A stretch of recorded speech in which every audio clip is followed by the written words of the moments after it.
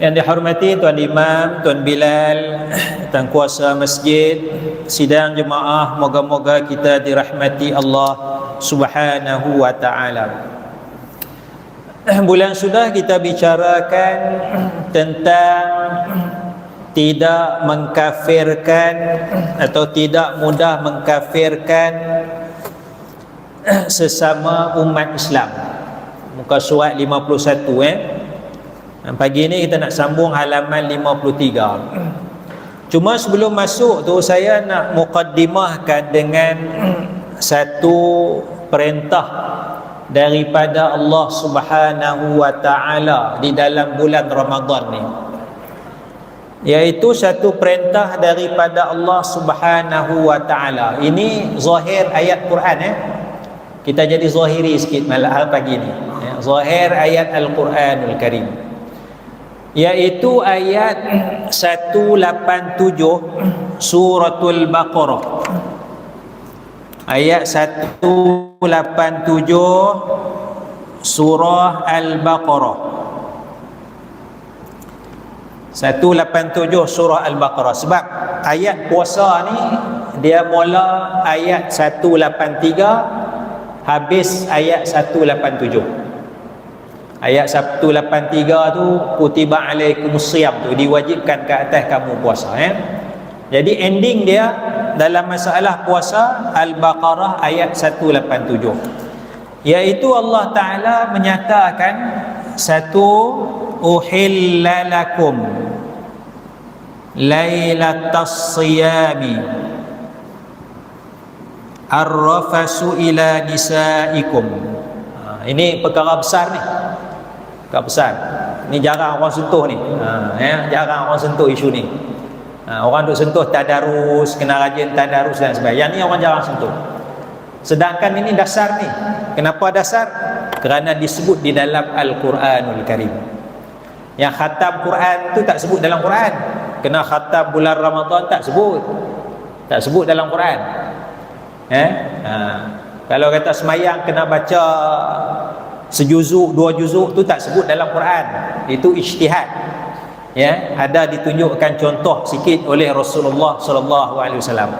Tapi dasar ni disebut dalam Quran, iaitu yang Allah Taala kata uhilla lakum, dihalalkan bagi kamu, lailatas siyam, malam hari bulan puasa ni. Malam hari bulan puasa dihalalkan bagi kamu ar-rafasu. Ar-rafasu ni terjemah molek dia bergomoi. Bergomoi di antara suami isteri. Boleh faham bahasa gomoi Kelantan bergocoh lah. Betul tak tahu lah. Bergocoh di antara suami isteri. Malam hari ni untuk orang yang ada pasangan, hunna libasul lakum, kerana pasangan itu adalah pakaian bagi kamu. Wa antum libasul lahunna, kamu pakaian bagi pasangan kamu.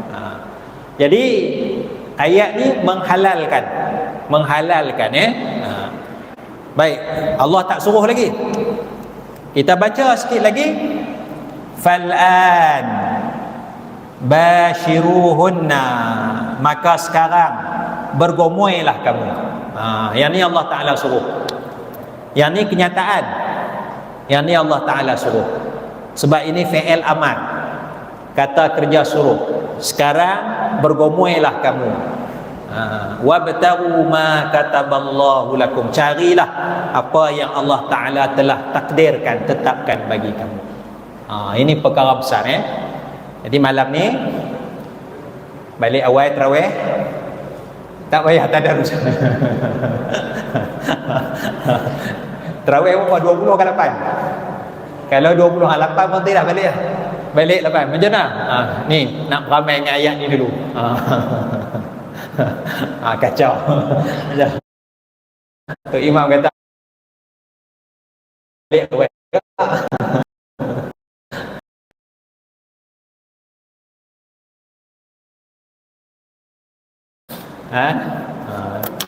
Yang ada pasangan lah, yang tak ada pasangan semayang sampai habis lah 20. Contoh. Baik. Maksudnya ayat ni Maksud dia, ayat ni menggambarkan ibadat dalam Islam ni mudah saja. Nak dapat pahala dalam Islam ni mudah, tak perlu susah-susah pun. Tak perlulah kita kata, yalah cerita tu adalah. Cerita orang soleh dulu semayang malam sampai tak lena, sampai ke subuh semayang dia. Daripada isyak tu tarawih sambung sampai subuh. Itu cerita. Tak apalah. Cerita mereka tu tak. Tapi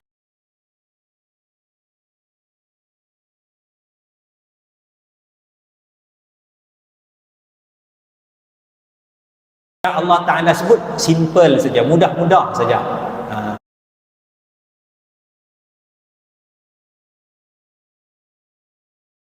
Kita buat yang mudah-mudah ni pun kita sudah melaksanakan perintah Allah.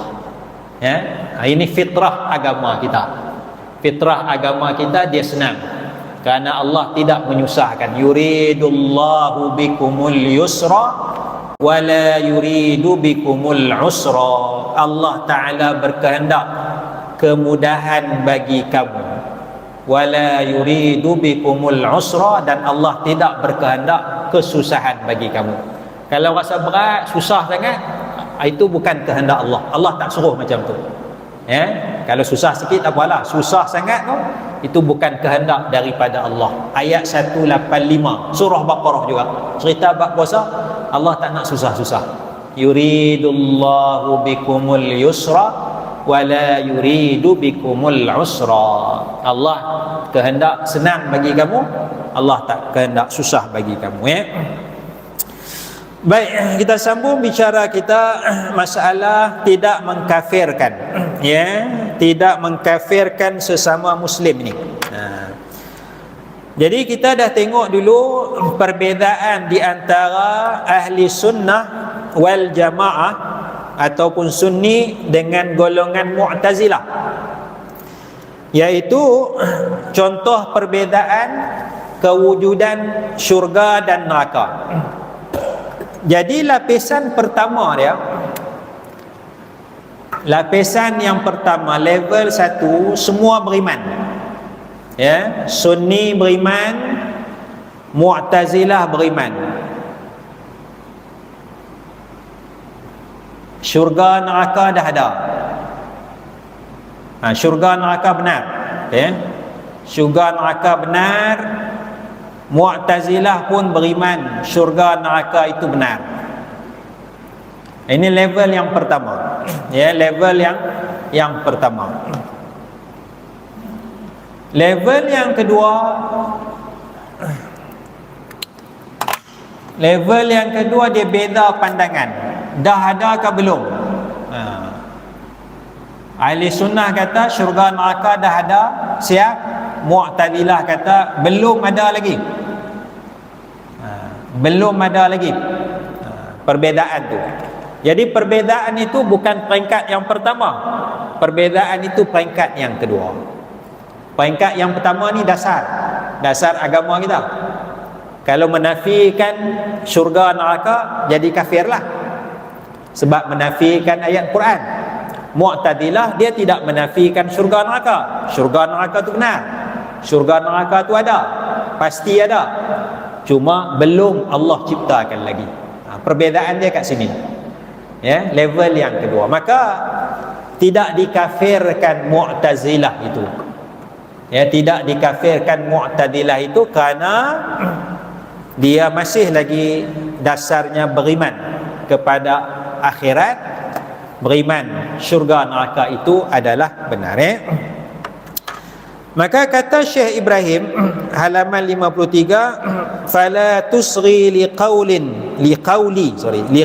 munkiril lahuma bil mirrah. Maka janganlah kamu cenderung kepada kalam orang yang mengingkari kebenaran syurga dan neraka. Dia nafikan terus. Dia nafikan. Level yang pertama lah. Kal falasifah. Seperti golongan falsafah. Ada satu golongan dalam falsafah tu dia memang tak percaya langsung kewujudan syurga neraka ni. Maknanya ada golongan, dalam falsafah ni Dia tak beriman langsung syurga neraka ni, level yang pertama. Makna dia tak beriman kepada Allah lah. Pada Allah pun dia tak beriman, syurga neraka pun dia tak beriman. Tak ada syurga neraka. Maknanya mati itu habis, tak ada apa dah. Tak ada hisab, tak ada akhirat, tak ada pembalasan. Yang ni kafir. Kalam orang yang engkar kewujudan syurga neraka pada waktu yang lepas. Maknanya dah ada ke belum? Belum ada lagi. Ya. Kerana ini pandangan ni li bid'atihi, kerana pandangan ni adalah satu bid'ah, ka Abi Hashim wa Abdul Jabbar al-Mu'taziliyaini. Seperti pandangan Syekh Abu Hashim al-Mu'tazili dan Syekh Abdul Jabbar al-Mu'tazili. Dua-dua ni ulama Mu'tazilah, mereka menafikan kewujudan syurga neraka ni. Mereka tak kafir, masih lagi Islam, ya. Jadi asas kita ialah perkara yang pertama tu dulu. Perkara yang pertama tu dulu, ya. Baru ni saya dengar satu ceramah. Satu ceramah, ya. Satu ceramah dia sebut kaitan antara makanan halal. Kaitan makanan halal dengan akidah Asy'ariyah Maturidiyah. Saya nak kritik yang mana ni? Kaitan makanan halal dengan akidah Asy'ariyah Maturidiyah. Asy'ariyah Maturidiyah ni dia duduk mana? Level 1 ke level 2? Asy'ariyah Maturidiyah ni level 1 ke level 2? Asy'ariyah Maturidiyah ni dia duduk sini.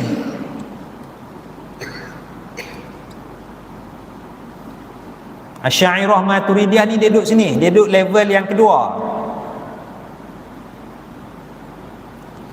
Akidah Islam kat sini.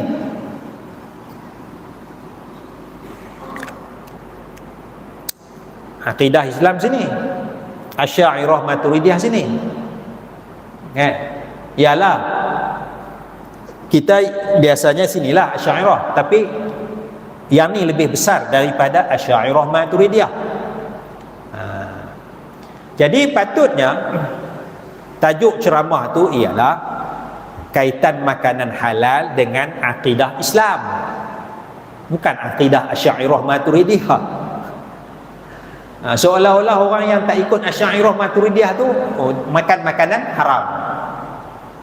Nampak? Yalah, yang ceramah tu pun orang besar juga. Orang besar juga, tapi cara thinking tu salah. Cara pemikiran tu salah. Ya. Walaupun kita ikut Asy'ariyah Maturidiyah, tetapi ada besar macam kita buat tajuk ginilah. Kaitan makanan halal dengan mazhab Syafi'i. Dengan orang yang mazhab Syafi'i. Orang tak ikut mazhab Syafi'i tak ada kaitan makanan halal kah? Kawan kita mazhab Hanafi, dia tak makan halal kah? Dia seolah-olah jadi macam tu. Jadi sepatutnya kaitan makanan halal dengan orang Islam. Bukan kaitan makanan halal dengan orang Islam mazhab Syafi'i. Tak ada. Tajuk tu dia salah. Tajuk tu dia salah. Dia tak boleh fikir macam tu. Kita kena fikir level yang pertama Islam, orang Islam tu. Kita pecah tu, pembahagian tu, itu kalangan kita saja, dalaman kita saja. Tetapi kita masih lagi disatukan oleh Islam. Kerana apa? Kerana Allah menamakan kita sebagai orang Islam. Huwa sammakumul muslimin. Allah menamakan kita sebagai orang Muslim. Baik, kemudian kita tengok muka surat 54. Oleh yang demikian, golongan yang menafikan kewujudan syurga dan neraka pada masa ini, dia menafikan kewujudan neraka pada masa ni. Sekarang ni tak ada lagi syurga neraka, Allah tak ciptakan lagi. Pasal apa? Pasal tak ada lagi siapa nak masuk syurga. tidak dihukum kafir. Hal ini demikian kerana mereka beriman dengan syurga dan neraka, namun syurga dan neraka belum diciptakan oleh Allah menurut pendapat mereka. Tak apalah, tak ada masalah pun Maka dalam riwayat hadis, apabila seseorang mengakui dengan dua kalimah syahadah, la ilaha illallah Muhammadar Rasulullah, maka darah dan hartanya terpelihara. Mudah ya Siapa yang mengucap la ilaha illallah Muhammadur Rasulullah, asama minni, terpeliharalah dia tu daripada Nabi, dari sudut dirinya dan juga hartanya Dan Nabi SAW juga bersabda bahawa sesiapa yang mengucapkan tiada Tuhan melainkan Allah, maka dia akan masuk syurga. Man qala la ilaha illallah dakhalal jannata. Siapa ucap la ilaha illallah masuk syurga. Mudah je masuk syurga. Siapa sini tak ucap la ilaha illallah? Kita semua ucap kan. Jadi insya-Allah masuklah syurga. Kerana ini janji daripada Nabi. Dan Nabi itu siddiq, benar. Nabi tak berbohong. Jadi kita ucap la ilaha illallah banyak-banyak jadi nanti hujah di akhirat lah dengan Allah nanti. Hujah di akhirat bawalah. Hujah di hadapan Allah. Nabimu telah bersabda, siapa yang kata la ilaha illallah masuk syurga. Hujah di hadapan Allah nanti. Tak ada masalah. Hujah di hadapan Allah tak ada masalah. Pasal ada cerita dalam hadis, ada satu orang tu dia takut nak mati, takut nak jumpa Allah Ta'ala. Maka dia pesan apa? Dia pesan kalau dia mati, bakar mayat dia, lepas tu abu-abu tu buanglah dalam laut, dalam sungai apa semua, supaya dia tak jumpa Allah Ta'ala. Jadi cerita dalam hadis tu, Allah Ta'ala tanya dia balik. Dia ingat lepas dah selamat daripada Allah. Allah Ta'ala cerita dalam hadis tu. Pasal apa dia buat macam tu? Dia pesan macam tu. Pasal apa? Maka dia pun kata dia takut jumpa Allah Ta'ala lah apalah. Maka Allah Ta'ala pun mengampunkan kesalahan dia, memasukkan dia ke dalam syurga. Maknanya dia hujah di hadapan Allah. Dia boleh berdebat di hadapan Allah. Yang nak bagi syurga ni Allah Ta'ala. Boleh berdebat depan Allah, selamat.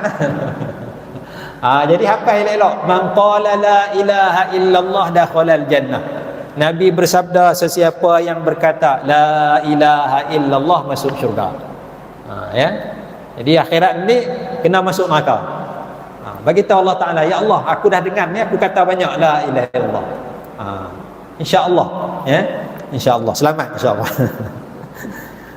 Itu Nabi kata Baik, siapa yang kata la ilaha illallah, dia masuk syurga. Oleh itu tidak seharusnya dikafirkan mana-mana muslim dengan begitu mudah. Sebab kalau kita kafirkan, kita kata orang tu kafir, tapi bila dia mati, kita uruskan cara Islam. Kita kata dia kafir. Kita kata dia kafir. Bila anak dia nak nikah, kita angkat nikah. Dia jadi wali. Orang kafir tak boleh jadi wali. Kita tuduh orang tu kafir, tapi kita tak pisahkan suami isteri. Dia banyak kesan itu. Banyak kesan itu. Dari satu sudut kesan dia begitu banyak, kita mudah tuduh dia kafir, tapi kita biarkan kesan itu berlaku. Maka sebab itulah dalam asas Islam ni tidak mudah dikafirkan mana-mana muslim. Contoh yang lain, Muslim Sunni meyakini bahawa Allah akan dapat dilihat pada akhirat nanti. Walau bagaimanapun ada golongan seperti Mu'tazilah menafikannya. Boleh tengok Allah kah? Tak boleh tengok.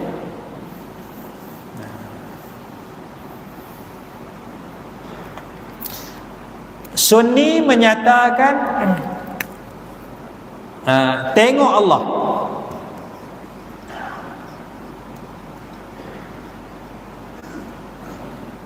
tengok Allah. Kerana Allah Ta'ala firman, wujuhun yawma idzin nadhirah ila rabbiha nazirah, kepada Tuhannya melihat. Wujuhun yawma idzin nadhirah ila rabbiha nazirah. Itu dalil dalam Quran yang dipegang oleh Sunni bahawa orang beriman akan melihat Allah Subhanahu wa ta'ala pada hari akhirat. Jadi kita beriman sekadar mana yang ada ni, jangan lebih-lebih. Jangan duk bincang lagi dah. Macam mana nak tengok Allah, macam mana nak tengok Allah di mana waktu kita tengok tu. Tak usah duk bincang tu. Itu semua rugi masa. Rugi masa. Rugi masa. Sebab tu ada satu forum kan, muzakarah, beberapa minggu sudah bincang tengok Allah Ta'ala sehari kat 7-8 jam juga. Saya bila tengok poster tu, apalah faedah duk bincang tengok Allah. Beriman sudahlah. Apa nak bincang lama-lama? Pasal dia bincang ni, macam mana nak tengok Allah ni? Kan? Allah di mana? Sedangkan dikatakan Allah tidak ada arah. Macam mana kita nak tengok? Nak tengok sini ke sana? Tak usah duk bincang, sini sudah. Penting bukan tengok Allah. Perkara penting ialah satu, percaya ni cerita akhirat. Perkara penting dia masuk syurga dulu.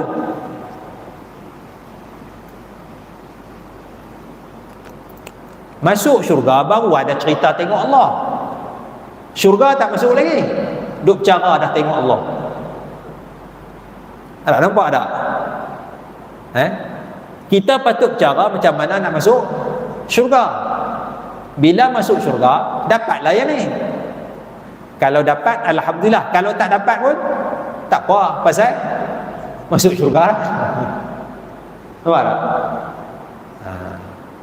Kerana yang ni yang utama, bukan tengok Allah tu. Sebab tu ayat tengok Allah ni adalah sekali dua kali dalam Quran. Masuk syurga ni berpuluh-puluh kali dalam Al-Quran. Berpuluh-puluh kali. Yang ni yang paling penting. Yang ni beriman sudahlah. Jadi sekarang macam mana kita nak masuk syurga?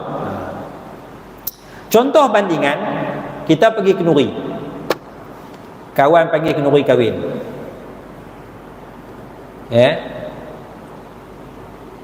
Kawan kata start kenduri pukul 11 sampai pukul 3. Kambing hidang pukul 11.30 sampai 12.30. Kambing. Kalau nak makan kambing datang pukul 11.30. Datang 12.30 pukul 1, kambing tak ada lah. Kan? Pengantin datang pukul 1. Kita pilih yang mana? Pilih kambing ke pilih tengok pengantin? Apa dia? Pilih kambing. Pilih pengantin tu tak apalah, datang pun tak apa, tak datang pun tak apa, nikah dah pun pengantin tu. Kita pergi kenduri bukan nak tengok pengantin. Siapa sini pergi kenduri nak tengok pengantin? Kita pergi kenduri nak makan. Dapat tengok pengantin, bonus. Tak tengok pun tak apa, aku dapat makan lah. Kalau tak pergi kenduri, boleh tengok pengantin tak?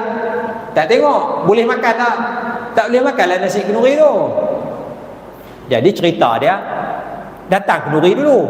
Datang kenduri dulu. Tengok pengantin bonus. Dapat tengok, okey, alhamdulillah. Tak dapat tengok pun tak apa, pasal dapat makan kambing lah. Contoh. Nampak? Bagi masuk syurga dulu. Bagi masuk syurga dulu. Kalau dapat tengok Allah, alhamdulillah. Kalau tak tengok Allah pun tak apa, aku masuk syurga. Cerdik. Kan? Cara cerdik tu. Ni datang pengantin, pengantin pukul 1. Datang pukul 1, kambing ambil. Kan tujuan utama kita nak makan. Ya. Baik. Golongan Mu'tazilah menafikan tak boleh tengok Allah. Mu'tazilah kata tidak tengok Allah, tak boleh.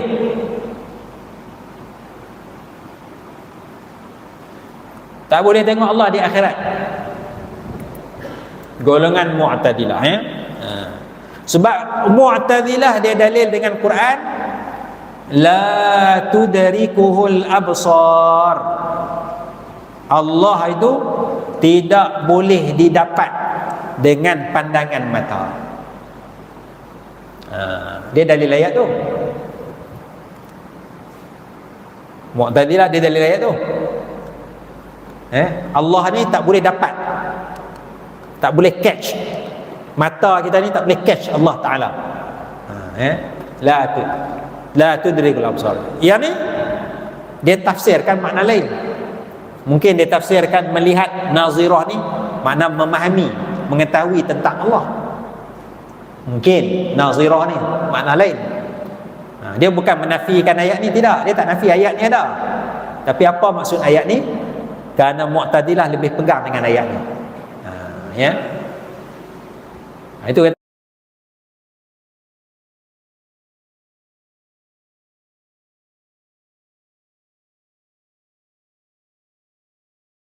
dengan penglihatan. La tudrikul absar. Dan hujjah akal bahawa mustahil bagi Allah untuk mengambil tempat dan arah. Kalau tengok tu makna Allah tu ada arah sekian. Ya, sedangkan mustahil bagi Allah arah dan juga tempat. Yang ni yang tak payah fikirlah benda tu. Bukannya payah. Bila fikir dalam sangat kita jadi pening. Allah kata tengok, sudah tengok je lah. Kan? Macam mana? Wallahu a'lam. Itu bukan perkara yang Allah Ta'ala suruh kita fikirkan. Ya? Jadi akidah kita ni, dia bincang benda-benda yang tidak berfaedah kadang-kadang tu. Akidah kita umat Islam ni dia bincang benda yang kadang-kadang tidak berfaedah. Bincang sikit-sikit tak apalah, tapi dia bincang panjang sangat. Dia bincang panjang sangat benda yang tidak ada faedah kepada agama kita. Ya.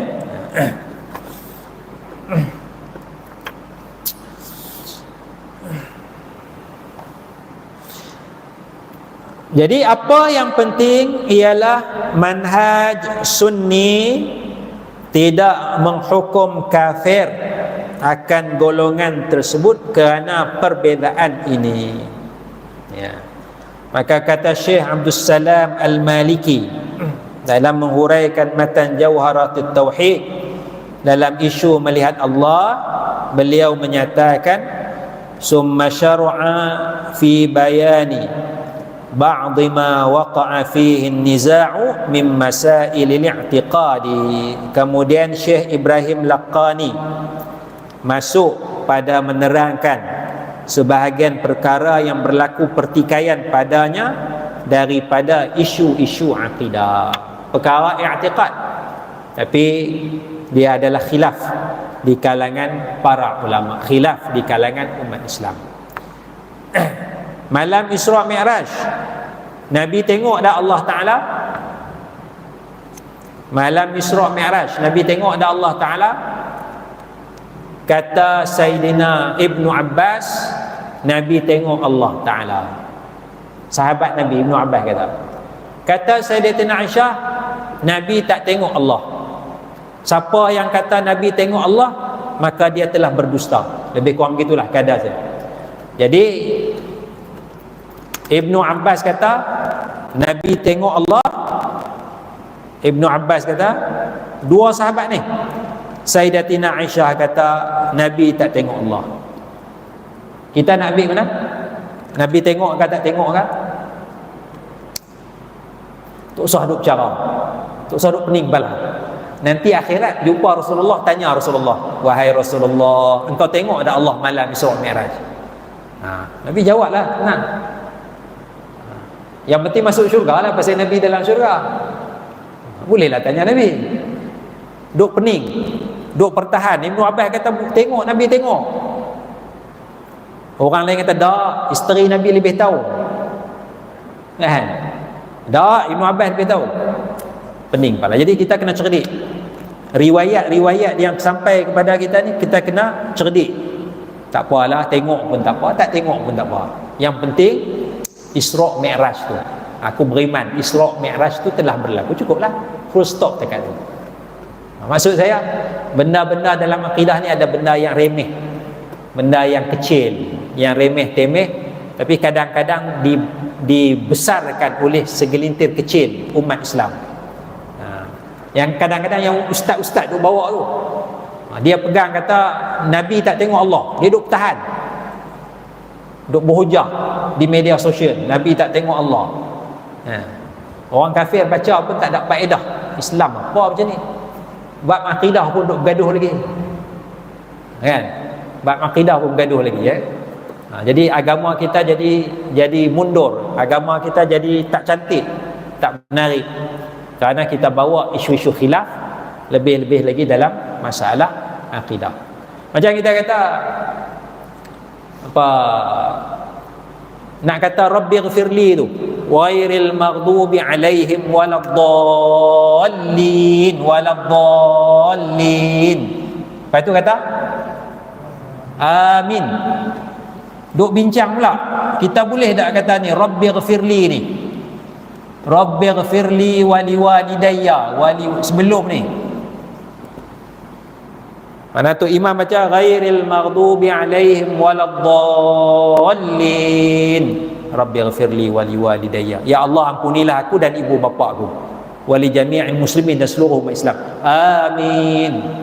Duk bergaduh ni, dua kumpulan ustaz duk bergaduh ni. Satu kumpulan kata tak ada ni, tak jumpa hadis. Satu kumpulan kata ada. Yang kata tak ada tu mengaji takbir. Lah, kalau kata pun dosa tak? Tak dosa. Kalau tak kata pun dosa tak dosa. Semayang sah tak kalau kata? Sah. Semayang sah tak kalau tak kata Rabbighfirli? Dah apa masalahnya? You nak kata-katalah, you tak mau kata sudahlah. Bukannya payah mana pun. Dia jadi Islam tu jadi payah. Dia Islam jadi payah. Bukan Islam yang payah, kita bawa Islam cara payah. Kalau tak kata amin tu sah tak sembahyang? Sah juga. Kalau tak baca Fatihah sah tak sembahyang? Tak sah. Baca Fatihah tu yang penting. Tak, kalau nak bincang cara elok tak apa. Bincang cara elok tak apa, tapi bincang tu nak menyalahkan. Saya pun menyalahkan juga, menyalahkan dua-dua bulan. Pasal nak marah kepada dia. Jadi Islam tu nampak tak cantik perbahasan. Kalau kita bincang cara elok macam ni ada hadis dia, mungkin yang kata tak ada tu tersilap, kan? Tak apalah tersilap. Kadang buat tuduhan dan sebagainya. Itulah yang saya nak maksudkan, ya. Jadi nak kata-kata tak mau kata sudah. Yang penting baca Fatihah, ya. Macam kita pagi-pagi lepas kuliah subuh ada makanan. Ada orang marah. Dia kata sedia makanan ni, Nabi mana sedia makanan lepas kuliah subuh? Bid'ah kita tu. Saya kata tak bid'ah.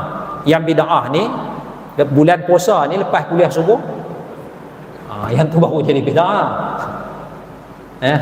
Kalau pagi ni ada bid'ah lah, pagi lain tak apa. Tak ada masalah, Baiklah, saya ingat sekadar tu kita faham supaya tidak mengkafirkan mana-mana muslim, ya. Kita serahkan kepada pihak berkuasa. InsyaAllah bulan depan kita sambung beradab dalam perbezaan pendapat. Subhanakallahumma bihamdik, asyhadu an la ilaha illa anta